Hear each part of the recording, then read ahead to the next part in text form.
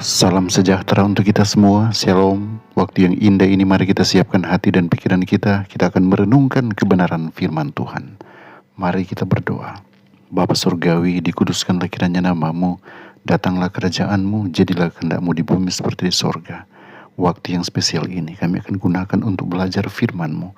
Engkau hadir melalui kuasa Roh Kudus-mu, penuh hati kami dengan sukacita, agar kami boleh memahami dan memaknai setiap firman yang akan kami baca dan renungkan. Hamba berdoa mohon kuasa dalam nama Yesus. Amin. Renungan hari ini berjudul Pesan tahun 1888, bagian pertama. Ayat inti Yohanes 12 ayat yang ke-32. Dan aku, apabila aku ditinggikan dari bumi, aku akan menarik semua orang datang kepadaku. Beberapa hari terakhir ini kita banyak mendengar tentang pesan tahun 1888. Sebenarnya, apakah pesan itu? Mungkin salah satu ringkasan terbaik terdapat dalam pernyataan Ellen White yang ditulis beberapa tahun setelah pertemuan Minneapolis. Dengarkan baik-baik, bukan hanya dengan pikiran, tapi juga dengan hati. Tuhan dalam belas kasihannya yang besar telah mengirim suatu pekabaran yang paling berharga kepada umatnya melalui Penatua Wagoner dan Jones. Pekabaran ini adalah untuk membawa dengan lebih jelas ke hadapan dunia juru selamat yang ditinggikan, korban bagi dosa seluruh dunia. Pekabaran itu menyajikan pembenaran oleh iman dalam Sang Penjamin. Pekabaran itu mengundang orang-orang untuk menerima kebenaran Kristus yang dinyatakan dalam ketaatan kepada semua perintah Allah. Banyak orang telah kehilangan pandangan terhadap Yesus. Mereka perlu mengarahkan mata kepada pribadi ilahinya, kepada jasa-jasanya, dan kepada kasihnya yang tidak berubah bagi keluarga manusia.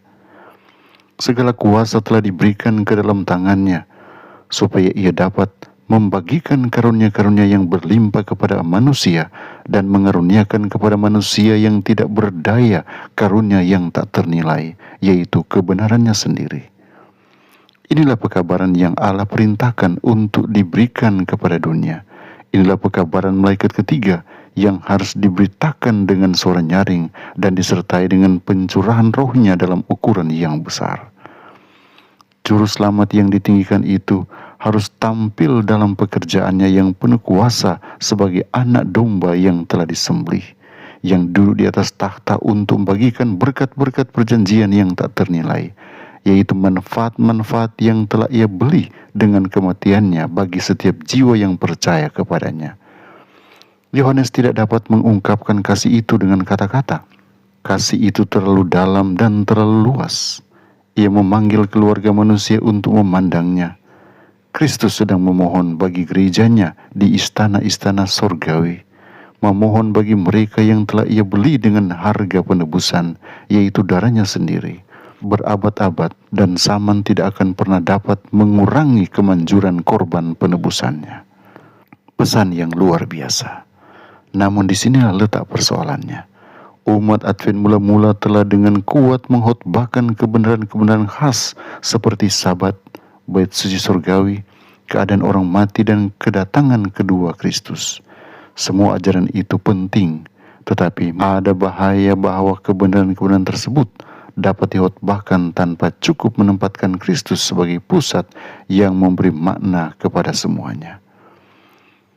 Sabat tanpa Kristus hanya dapat berubah menjadi kewajiban.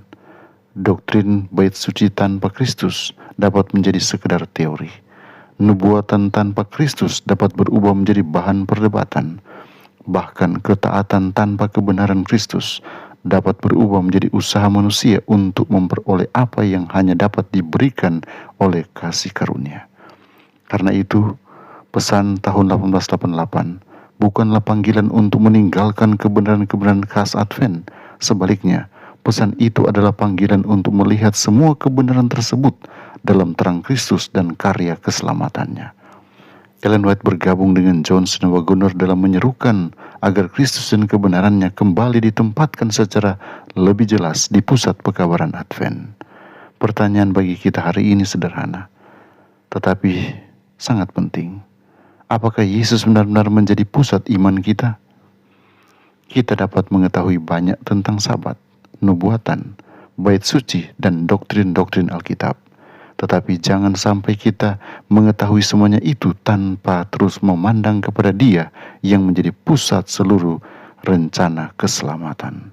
Kiranya Tuhan Yesus menolong kita memahami firman kebenaran ini. Mari kita berdoa. Bapa Surgawi, terima kasih untuk pekabaran saat ini yang kiranya boleh menuntun kami kepada kebenaran yang sesungguhnya.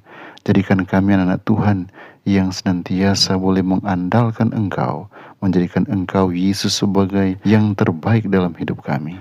Biarlah kami mampu mengangkat Yesus semakin tinggi dalam pikiran kami, dalam hati kami, bahkan dalam setiap pekabaran dan kehidupan kami. Tolonglah kami agar tidak sekedar mengetahui kebenaran, tetapi mengenal Dia yang adalah kebenaran. Amin.